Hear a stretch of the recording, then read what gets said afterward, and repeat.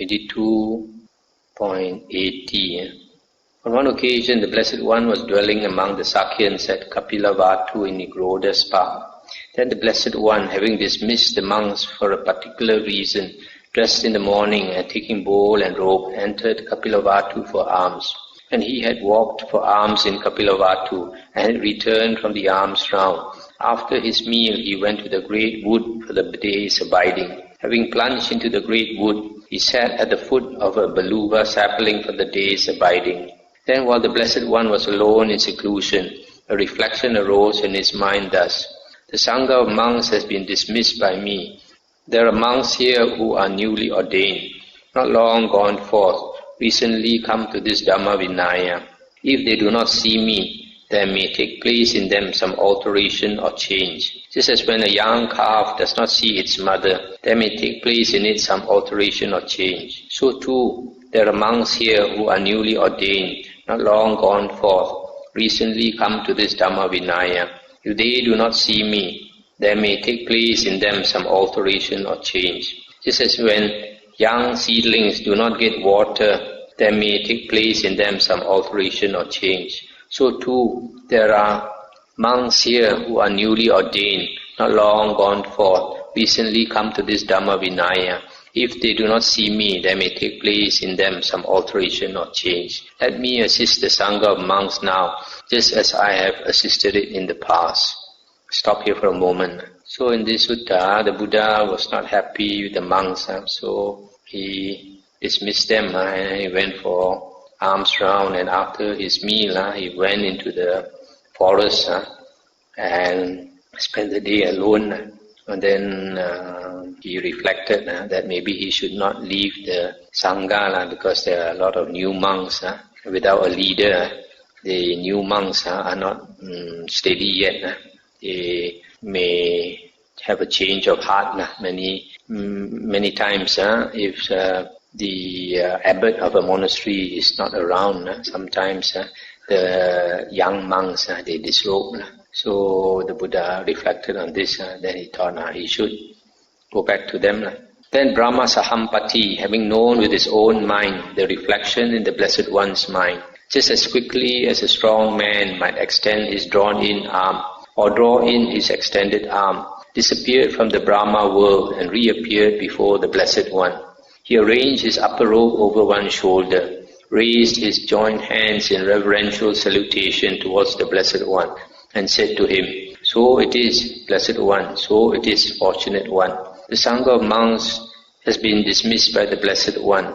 There are monks here who are newly ordained, not long gone forth, recently come to this Dhamma Vinaya. If they do not see the Blessed One, there may take place in them some alteration or change. Just as when a young calf does not see its mother, there may take place in it some alteration or change. So too, there are monks here who are newly ordained, not long gone forth, recently come to this Dhamma Vinaya. If they do not see the Blessed One, there may take place in them some alteration or change. Just as when young seedlings do not get water, there may take place in them some alteration or change. So too, there are monks here who are newly ordained, not long gone forth, recently come to this Dhamma Vinaya.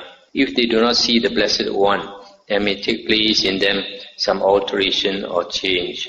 Venerable Sir, let the Blessed One take delight in the Sangha of monks. Let the Blessed One welcome the Sangha of monks. Let the Blessed One assist the Sangha of monks now just as he has assisted it in the past.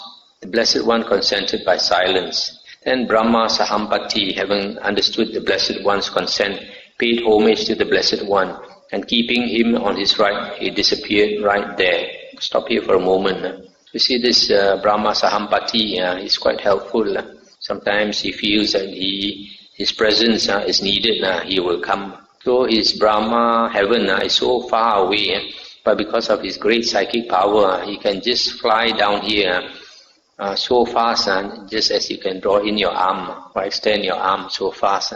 And the Arahant disciples of the Buddha, including the Buddha, are also like that. They have also such great psychic power, and they think they want to go to the Brahma heavens. Immediately their body can fly there. So in this case, this Brahma Sampati, this Brahma Sampati is the one when the Buddha was enlightened and then decided not to teach the Dhamma. He came to beg the Buddha to teach the Dhamma and set the wheel rolling. So here he has come again. Actually, holy men like the Buddha, they are always watched after by the Devas. Then in the evening, the Blessed One emerged from seclusion and went to Nigroda's path. He sat down in the appointed seat and performed such a feat of psychic power that the monks would come to him alone and in pairs, in a timid manner. Then those monks approached the Blessed One, alone and in pairs, in a timid manner. Having approached, they paid homage to the Blessed One and sat down to one side. Let's stop here for a moment. So the Buddha used his psychic power to make the monks decide to come to him. So they came, sometimes they came alone, sometimes they came in pairs and all that. The Blessed One then said to them, "Monks, this is the lowest form of livelihood, that is gathering alms. In this world, this is a term of abuse. You alms gatherer, or alms beggar, you roam about with a begging bowl in your hand. And yet monks, clansmen intent on the good, take up that way of life for a valid reason. It is not because they have been driven to it by kings that they do so, nor because they have been driven to it by thieves, nor owing to debt, nor from fear, nor to earn a livelihood, but they do so with the thought, I am immersed in birth, aging and death, in sorrow, lamentation, pain, displeasure and despair. I am immersed in suffering, oppressed by suffering. Perhaps an ending to this entire mass of suffering might be discerned." Stop here for a moment. So here the Buddha is telling them, you monks, you are beggars, and this is the lowest form of livelihood. In the, sometimes we read the 10 contemplations that a monk has to make. The first contemplation is, I am now come to the state of being an outcast. This outcast is, in India they have the caste system. So in the caste system, they have 4 castes. The highest is supposed to be either the warriors, Khattiya, or the Brahmins, the priests caste.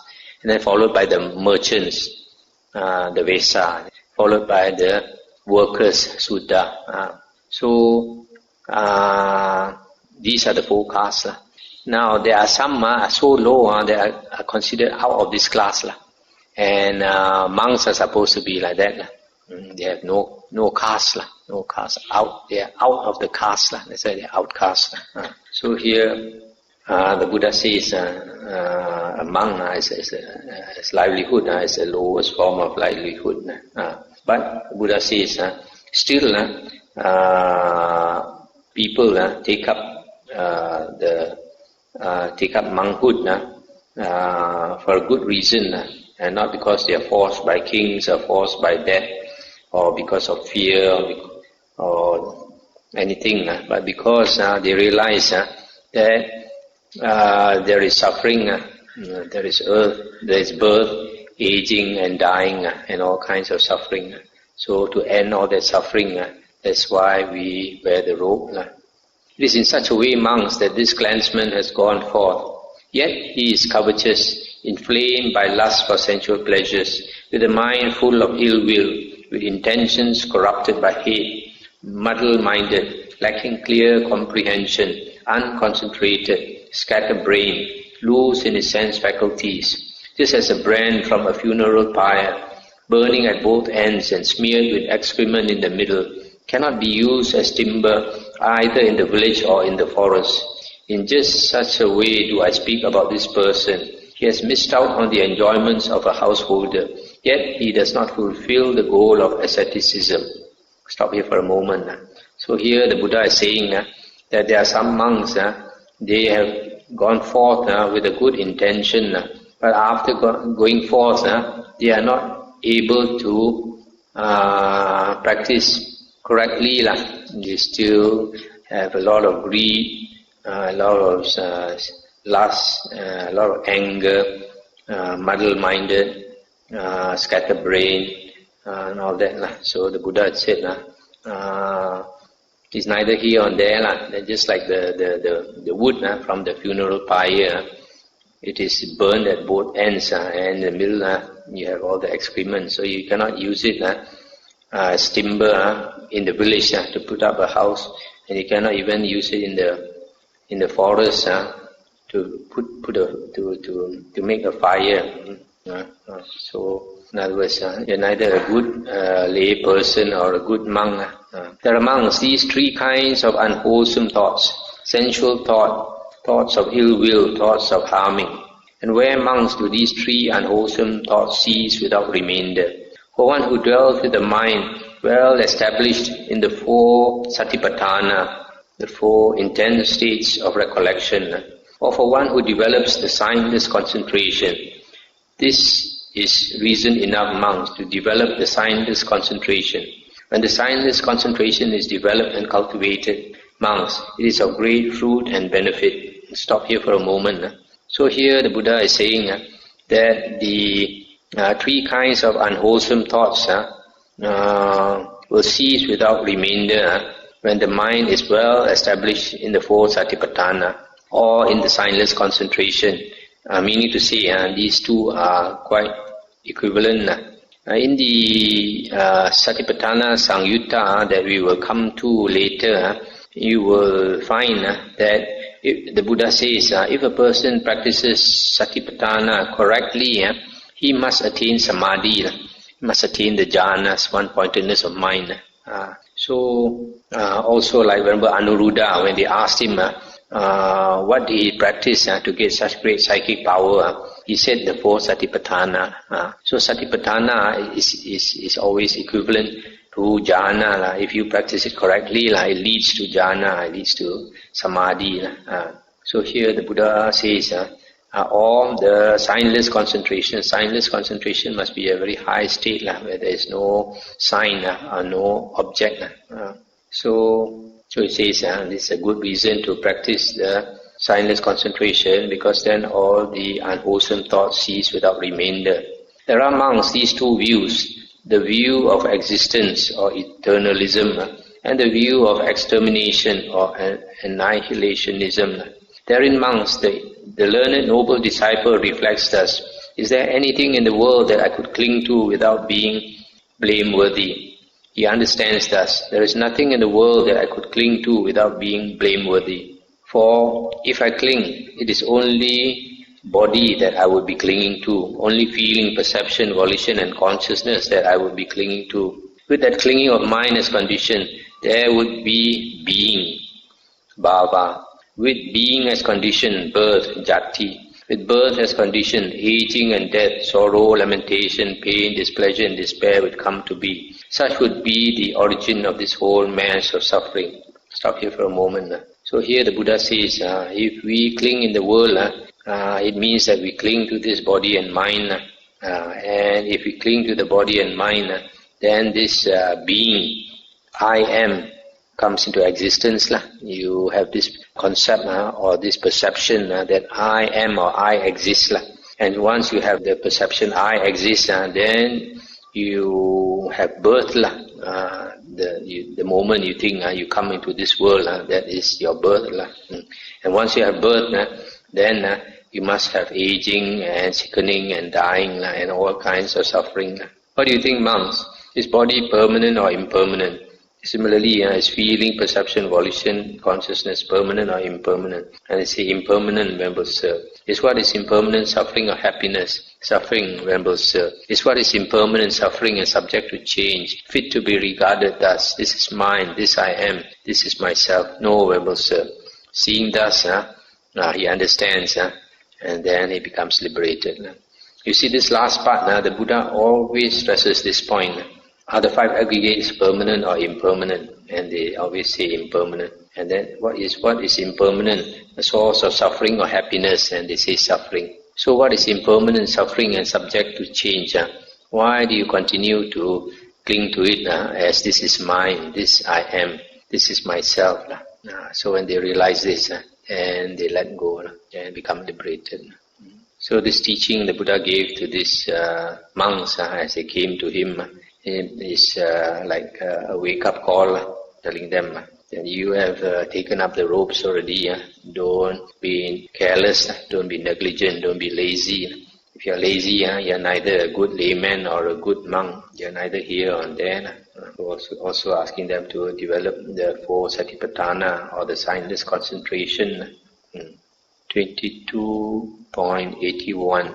On one occasion, the Blessed One was dwelling at Kosambi in Gosita's park. Then in the morning, the Blessed One dressed, and taking bowl and robe, entered Kosambi for alms. When he had walked for alms in Kosambi, and had returned from the alms round, after his meal, he set his lodging in order himself.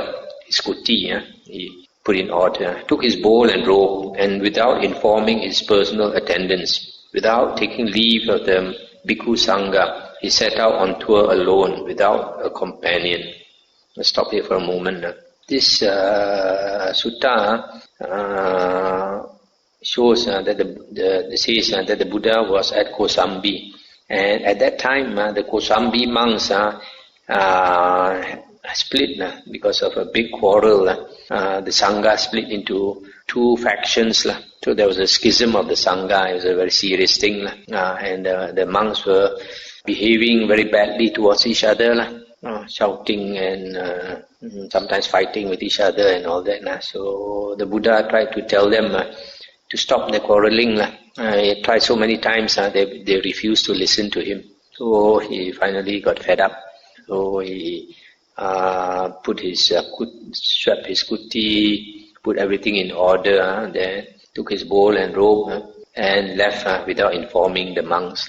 Then not long after the Blessed One had departed, a certain monk approached the Venerable Ananda and told him, "Friend Ananda, the Blessed One has set his lodging in order himself, taken his bowl and robe, and without informing his personal attendants, without taking leave of the Bhikkhu Sangha, he has set out on tour alone, without a companion." Venerable Ananda said, "Friend, whenever the Blessed One sets out like that, he wishes to dwell alone. On such an occasion, the Blessed One should not be followed by anyone." Then the Blessed One, wandering by stages, arrived at Parilayaka. There at Parilayaka, the Blessed One dwelt at the foot of an auspicious sal tree. Let's stop here for a moment. There's a story here that when the Buddha went to this place to live, that the elephant and the monkey came to attend to the Buddha. They served the Buddha and all that. Don't know whether it's true or not, just a story. Then a number of monks approached the Venerable Ananda and exchanged greetings with him. And when they had concluded their greetings and cordial talk, they sat down to one side and said to the Venerable Ananda, "Friend Ananda, it has been a long time since we heard a Dhamma talk in the presence of the Blessed One. We should like to hear such a talk, friend Ananda." Stop here for a moment.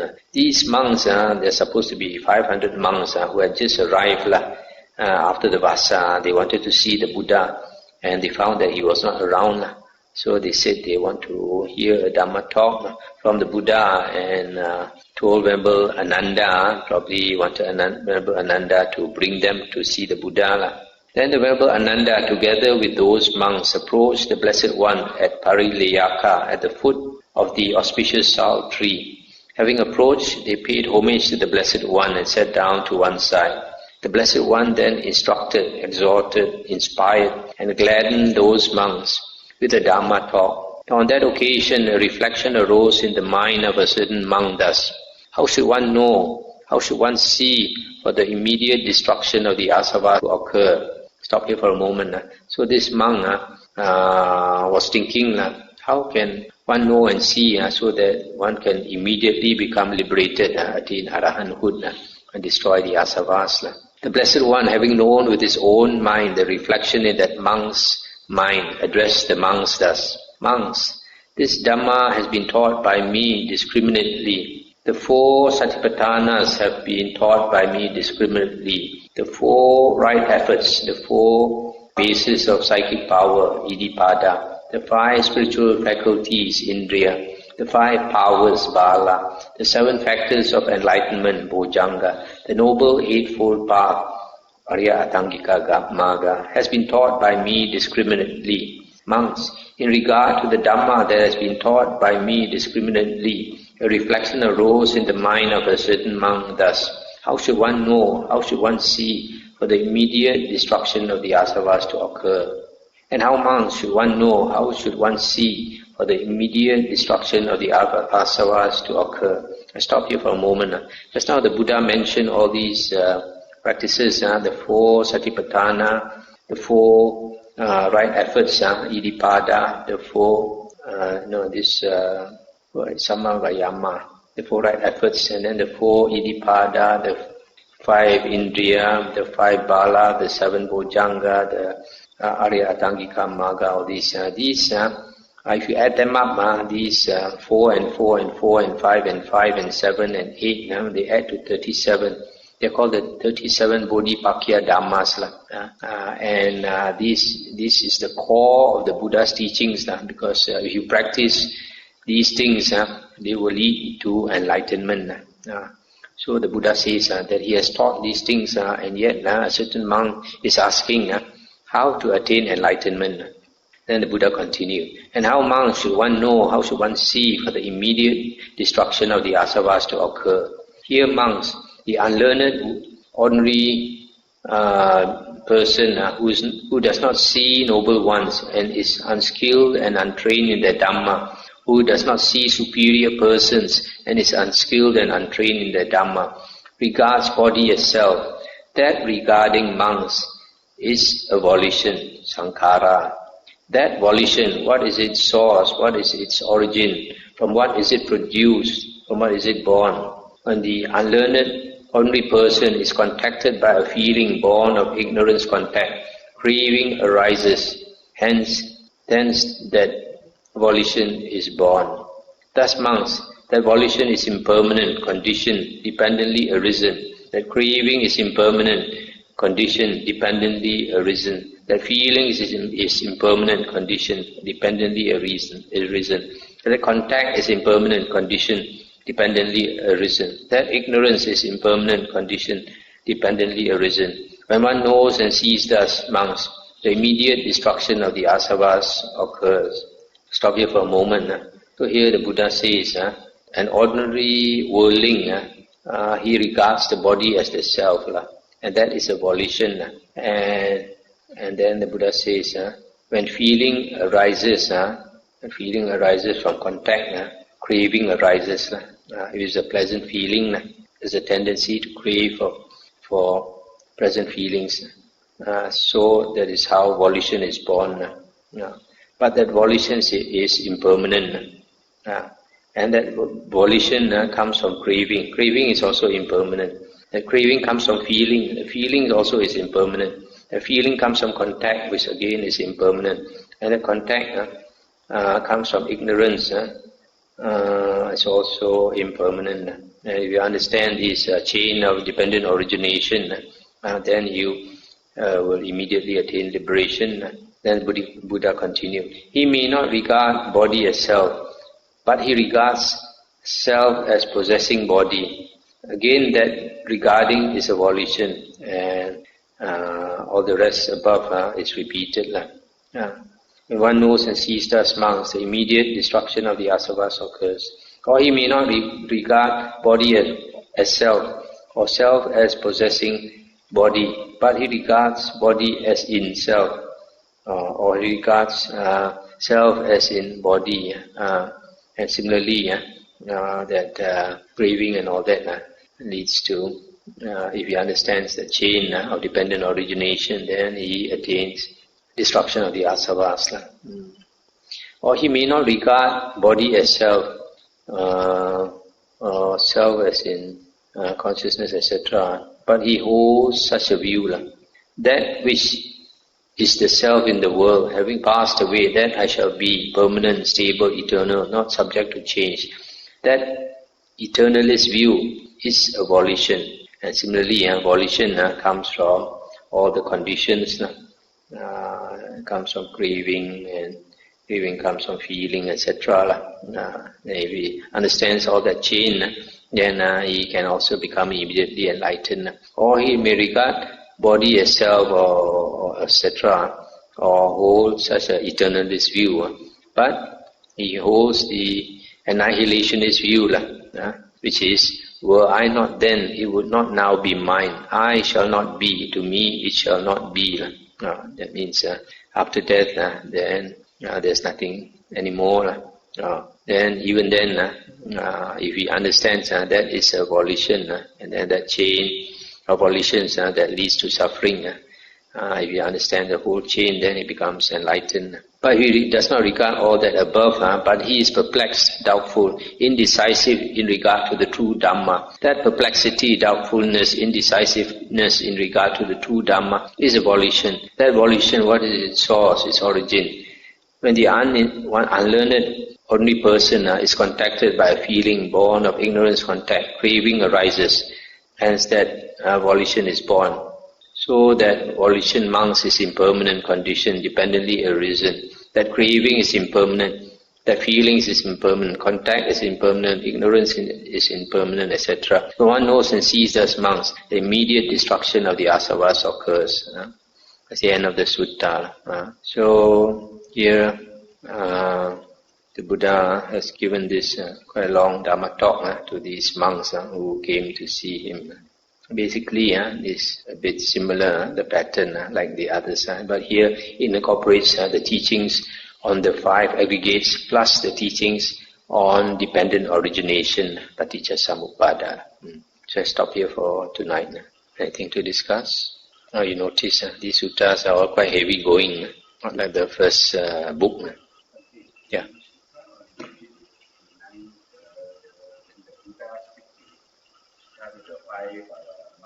It seems to be a very simple compared to some of the longer ones, yeah. And just but they say that the 5 ecstatic monks that you do a sleep jhana, are they, when they are listening to the Dhamma talk, are they in jhana? No. They cannot be in jhana when they are listening to the Dhamma talk. But in the suttas it is mentioned, if a monk attains the jhanas, the 5 hindrances are permanently eliminated. Are eliminated, although the roots have not been pulled out, but they are eliminated, so that any time the mind is very clear.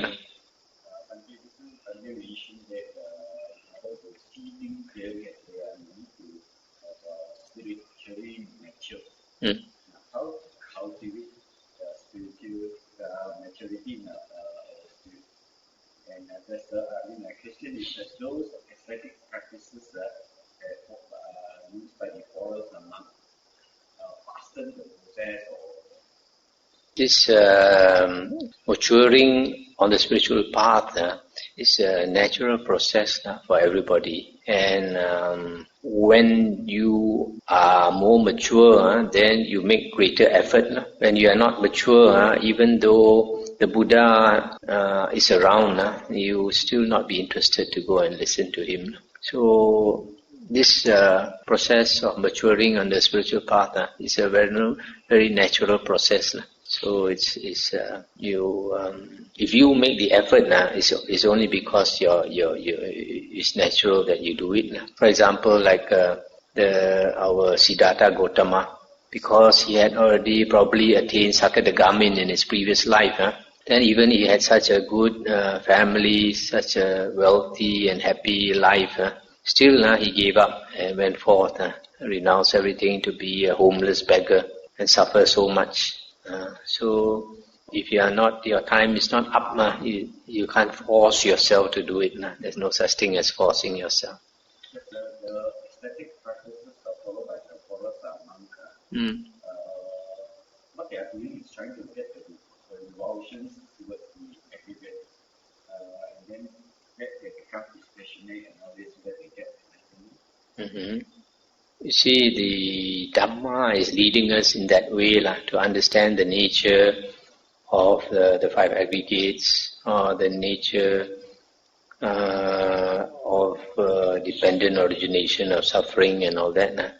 And if we understand that, then we practice according to the advice of the Buddha to become enlightened.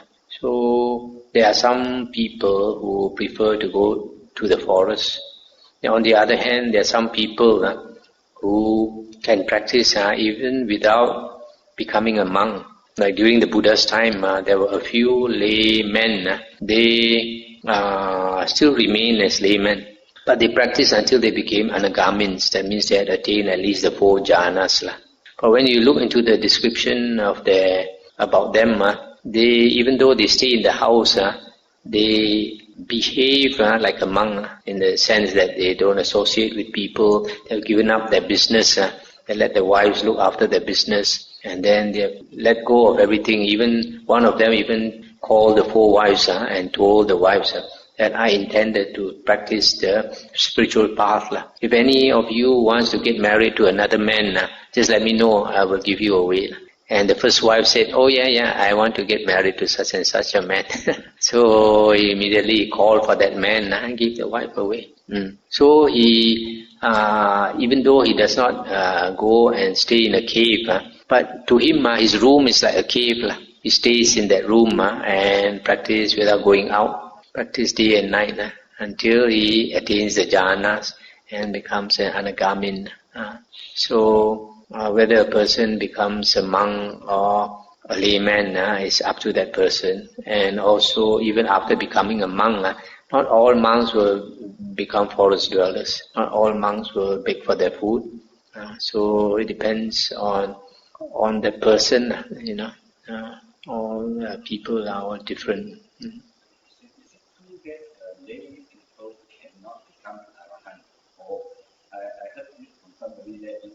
They reach the level become an arahant, they must don the robe or else they will die the next day. Firstly, there are cases of lay people like Yasa in the Vinaya books. Yasa is one man who comes from a very rich family, and the Buddha made him come out of the house in the night and go to the forest where the Buddha was. And the Buddha spoke the Dhamma to him, and he attained stream entry.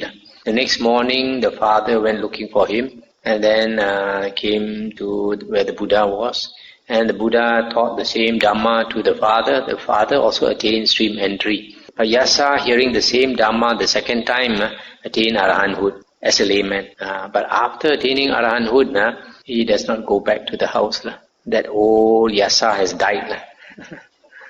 There is no more of the Yasa in him. He has died. You can see the Dhamma cannot fold up your legs like that. So a lay person can become an arahant, but after becoming an arahant, he is totally a different person already. He cannot go back to the home. And this is pure speculation that if he does not renounce, he will die within one day. There's no such thing mentioned in the Sutta or the Vinaya. It's just that he will not go back home, and it's impossible for a person once they become enlightened. That old lay person has died. It's no more that lay person, so he cannot go back to the home. He will either become a monk or an ascetic. He will go to the forest.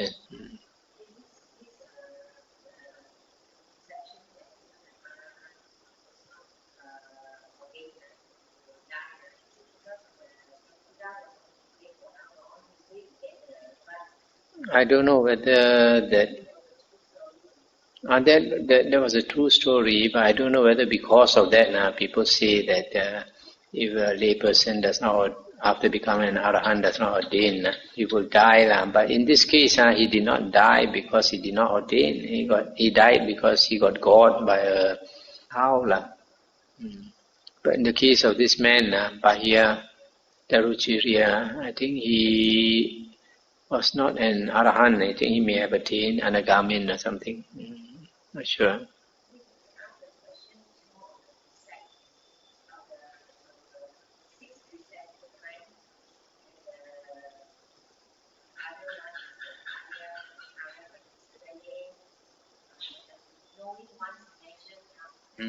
This in the monk's discipline, the Buddha at first said that the monk should eat one meal a day. Actually, initially he did not specify how many meals, and then the monks could eat as many times as they wanted and could go on alms round as many times as they wanted a day. But later, because more monks came in, and many of them were careless, then the Buddha started to make more and more precepts. And then, so finally the Buddha said the monks should eat 1 meal a day. But there were some monks who were not happy. They complained to the Buddha, and then the Buddha said, okay, you can only go on alms round once a day. And after coming back from alms round, you take your main meal. But if you want, you can leave some food to eat later. But as long as it's not past noon. In Malaysia, noon is about 1 p.m. So, in other words, the Buddha is saying we can eat 2 meals, breakfast and lunch, is generally the standard. So, the Buddha said also that we practice that we should know moderation in eating, not eat too much. So, we should, if possible, we should try to everybody eat at the same time, breakfast and eat lunch at the same time, because it's not nice, doesn't look nice if somebody wants to eat at his own sweet time, because it's a monastery, it's not a household, it's a monastery, it's a disciplined place, and everybody trains himself in the spiritual discipline. So there are certain allowables that are allowed after noon, like herbs, dark chocolate, olive, this ginger, tea, coffee, and all that, and even cheese in the Thai tradition. But then you should know that these things are generally for us, like our monastery, disciplined monasteries, we don't simply buy some of these things as and when we like. We generally depend on donations. So if people give us dark chocolate, we eat dark chocolate. If people give us prunes, we eat prunes. And generally we don't buy these things unless we feel it's really necessary. So you have to bear this in mind when we take out certain things supposed to last for some time. Don't gobble them up in one day like that.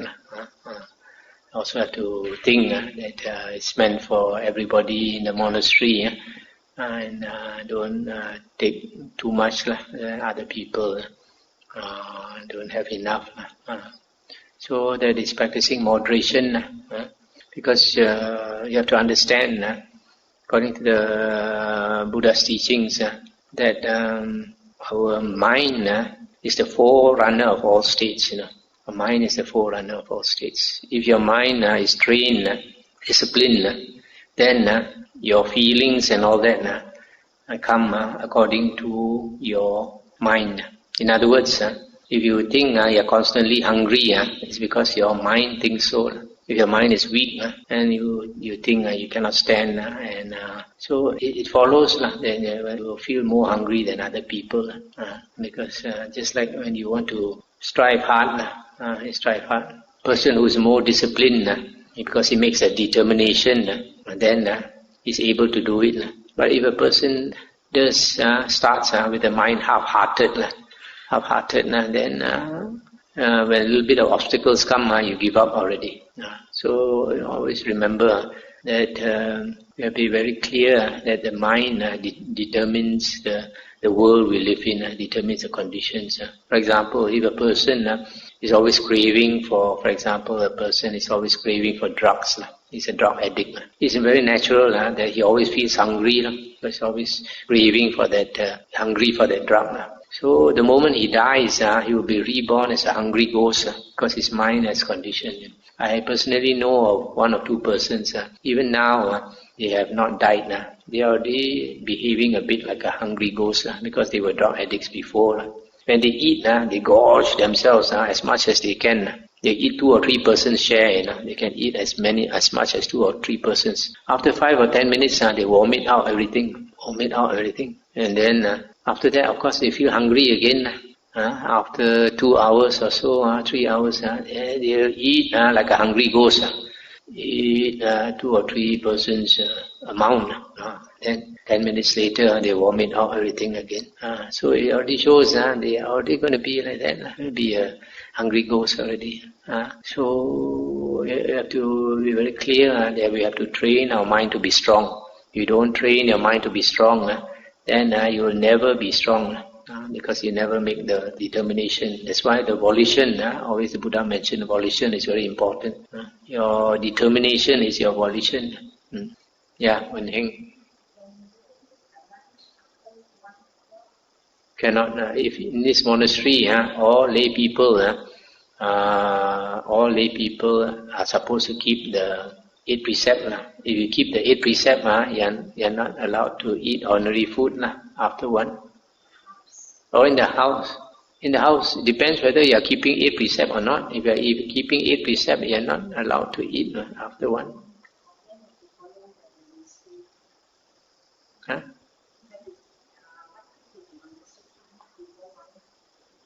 If you are keeping the 8 precepts, you cannot say, I'm keeping 8 precepts. 2 meals is allowed, so I take breakfast and dinner. No. 8 precepts means you only eat in the morning after the sun comes up. That means after 7 a.m. and up to the sun, when the sun is the highest, 1 o'clock or 1 something.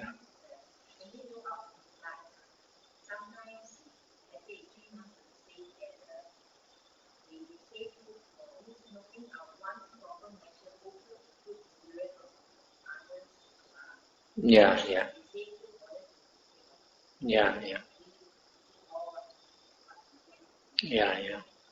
Always remember, like that day we read in the suttas, unless you become an Arya, you take monastery food also is on credit card. Kami transfer merit.